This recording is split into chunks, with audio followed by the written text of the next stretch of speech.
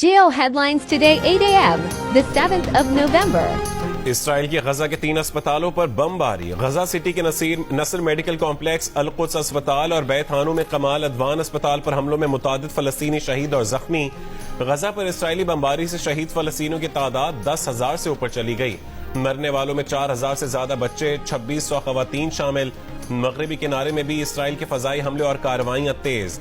طول کرم میں ایک گھر پر ڈرون سے حملہ، کار سوار فلسطینیوں پر انتہائی نزدیک سے فائرنگ. 24 گھنٹوں میں مغربی کنارے میں 10 فلسطینیوں کا قتل. غزہ میں لائیو کوریج کے دوران اسرائیلی میزائل قطر ٹی وی کے بیورو چیف اور رپورٹرز کے نزدیک گرا، صحافی بچ گئے.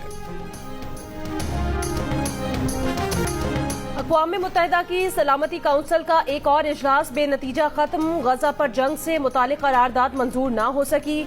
2 گھنٹے کے بند کمرہ اجلاس میں بھی اختلافات ختم نہ ہو سکے.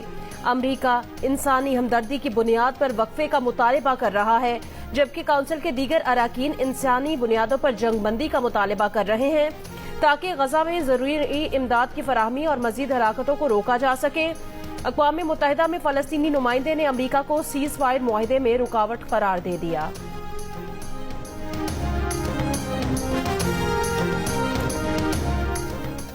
اسرائیلی وزیر اعظم نے غزہ پٹی پر قبضے کے ارادے ظاہر کر دیے. غیر ملکی ٹی وی کو انٹرویو میں کہا کہ حماس کے ساتھ جنگ کے بعد اسرائیل غزہ پٹی کی غیر معینہ مدت کے لیے سلامتی کی مجموعی ذمہ داری سنبھالے گا. یرغمالیوں کی رہائی تک جنگ بندی نہیں ہوگی. غزہ کے جنوبی اور شمالی علاقوں کو درمیان سے تقسیم کرنے کے بعد اسرائیلی فوج کا مزید علاقوں پر قبضے کا دعویٰ. فلسطینی مزاحمت کاروں سے جھڑپیں جاری. حماس کے لبنان سے اسرائیلی شہر حیفا پر 16 راکٹوں سے حملہ. غزہ کے شمال میں اسرائیلی فوج کے 5 ٹینک تباہ کر دیے. غزہ بچوں کا قبرستان بن رہا ہے. ہر روز سینکڑوں بچے بچیاں مارے جا رہے ہیں، زخمی ہو رہے ہیں. اقوام متحدہ کے سیکرٹری جنرل انٹونیو گوتریس نے کہا صرف 4 ہفتوں میں اتنے صحافی مارے گئے جتنے 3 دہائیوں کے کسی تنازع میں نہیں مرے. اقوام متحدہ کے امدادی کارکن اتنے زیادہ کسی اور تنازع میں نہیں مارے گئے. صرف رفح کراسنگ کا راستہ غزہ میں امداد پہنچانے کے لیے کافی نہیں، غزہ میں دیگر امداد کے ساتھ ایندھن کی فراہمی بھی کی جائے.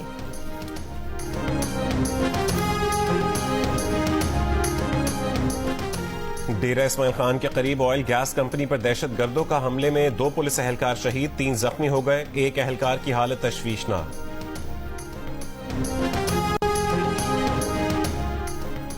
کوئٹہ اور گرد و نواح میں بارش کا سلسلہ جاری. ٹھنڈ کی شدت میں اضافہ. کوہلو اور گرد و نواح میں گرج چمک کے ساتھ موسلا دھار بارش. نشیبی علاقے زیر آب آ گئے. دھانا سر کے مقام پر لینڈ سلائیڈنگ کے باعث بند قومی شاہراہ لینڈ سلائیڈنگ کا 100 میٹر حصہ متاثر.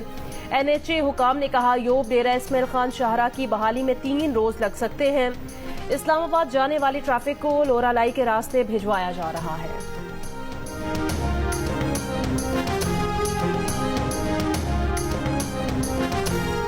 پنجاب کے میدانی علاقوں میں سماگ اور دھند. موٹر وے M2 خانقاہ ڈوگرا سے کوٹ مومن تک بند کر دی گئی.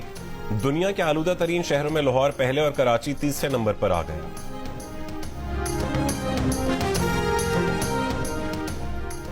امریکہ کی توجہ اس حمایت پر مرکوز ہے کہ پاکستان میں انتخابات آزادانہ اور منصفانہ ہوں. ترجمان امریکی محکمہ خارجہ ویدانت پٹیل کی پریس بریفنگ. کہا کسی امیدوار یا سیاسی جماعت کی نمائندگی کے بارے میں کوئی اندازہ نہیں دے سکتے. امیدوار اور سیاسی جماعت کی نمائندگی کے متعلق فیصلہ پاکستانی عوام کو کرنا ہے. یہ یقینی بنایا جائے کہ انتخابات کی پاکستانی عوام کے فائدے کے لیے ہوں.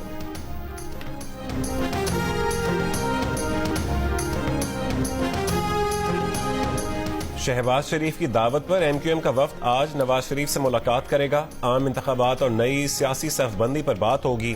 سندھ میں MQM پاکستان، GD اور JUI فے سمیت مسلم لیگ نون کے انتخابی الائنس پر بھی گفتگو ہوگی. MQM کا وفد کنوینر خالد مقبول صدیقی کے سربراہی میں مصطفیٰ کمال اور فاروق ستار پر مشتمل ہوگا. نواز شریف 4 سال بعد سیاسی طور پر متحرک. مریم نواز کے ہمراہ مرکزی سیکریٹریٹ ماڈل ٹاؤن آمد. الیکشن کی تیاری کی ہدایت. کہا کہ ترقی کا سفر جہاں سے رکا وہیں سے شروع کریں گے.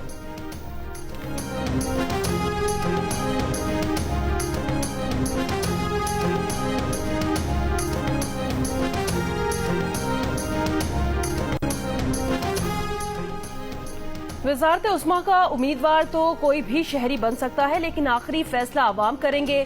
پر امید ہوں کہ اس بار پاکستان کا وزیر اعظم لاہور سے تو نہیں ہوگا، مخالفین اکٹھے بھی ہو جائیں تو پیپلز پارٹی کو نہیں ہرا سکتے۔ 8 فروری شہید بھٹو اور بے نظیر بھٹو کے منشور کی فتح کا دن ہوگا۔ کراچی سے سکھر تک عوام تیر کے ساتھ ہیں۔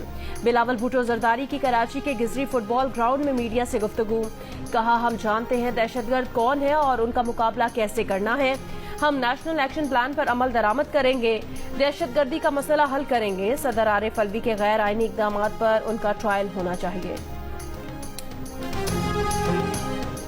مسلم لیگ نون کے اجلاس میں بلایا نہیں گیا، انہوں نے شہباز شریف کو خود کہہ دیا تھا کہ انہیں پارٹی امور سے علیحدہ رکھیں۔ سابق وزیر اعظم شاہد خاقان عباسی کا انٹرویو، کہا کہ انہوں نے پہلے سے کہہ دیا تھا کہ پارٹی میں اگلی نسل آئے گی تو وہ عہدیدار نہیں رہیں گے۔ مسلم لیگ نون میں موجود ہیں مگر نئے الیکشن میں حصہ لینے کے قائل نہیں ہیں۔ حلقے کے عوام کا ان پر بہت دباؤ ہے کہ الیکشن لڑیں، الیکشن سے مسائل حل نہیں ہوں گے۔ مسائل حل کرنے کے لیے تمام جماعتوں کو آپس میں بیٹھنا ہوگا۔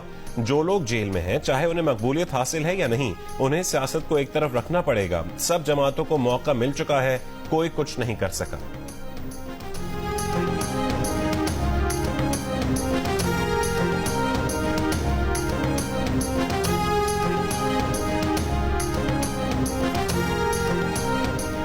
تحریک انصاف کا قومی اور صوبائی اسمبلیوں کے انتخابات میں حصہ لینے کا اعلان۔ تحریک انصاف کور کمیٹی اجلاس کے بعد اعلامیے میں کہا گیا ہے تحریک انصاف ملک بھر میں ہر حلقے میں اپنا امیدوار نامزد کرے گی۔ چیئرمین پی ٹی آئی جیل سے رہا ہو کر انتخابات میں قوم کی قیادت کریں گے۔ چیئرمین پی ٹی آئی کو قید رکھا گیا تو وہ جیل سے قوم کی قیادت کریں گے۔ انتخابات میں مداخلت اور دھاندلی کو قوم اور دنیا تسلیم نہیں کرے گی۔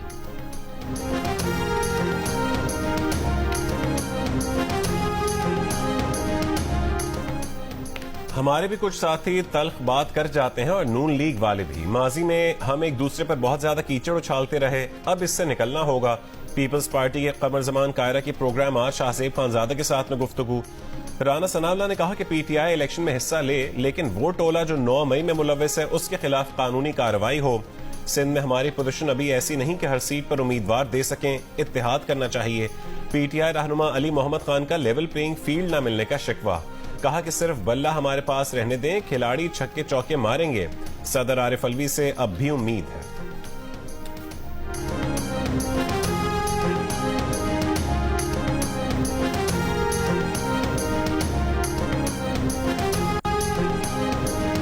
خیبر کے علاقے تیرا میں سیکیورٹی فورسز کا خفیہ اطلاع پر آپریشن، 3 دہشت گرد ہلاک، 3 زخمی۔ آئی ایس پی آر کے مطابق فائرنگ کے تبادلے میں لیفٹیننٹ کرنل محمد حسن حیدر سمیت 4 جوان شہید ہو گئے۔ شہداء کی نماز جنازہ پشاور گیریجن میں ادا کر دی گئی۔ شہداء کو آبائی علاقوں میں فوجی اعزاز کے ساتھ سپرد خاک کیا جائے گا۔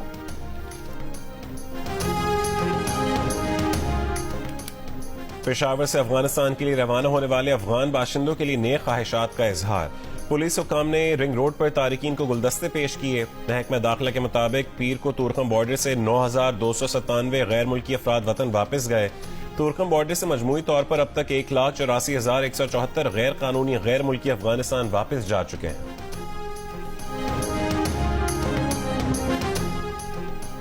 کانگو کے مزید 3 مریض کوئٹہ سے کراچی منتقل، نجی اسپتال لائے جانے والے مریضوں کی تعداد 11 ہو گئی۔ وائرس میں مبتلا 5 مریض ہیلتھ کیئر ورکرز ہیں۔ بلوچستان میں اب تک کانگو وائرس کے 44 کیسز رپورٹ ہوئے ہیں۔ ڈاکٹر سمیت 18 افراد انتقال کر چکے، صوبے میں ہیلتھ ایمرجنسی نافذ۔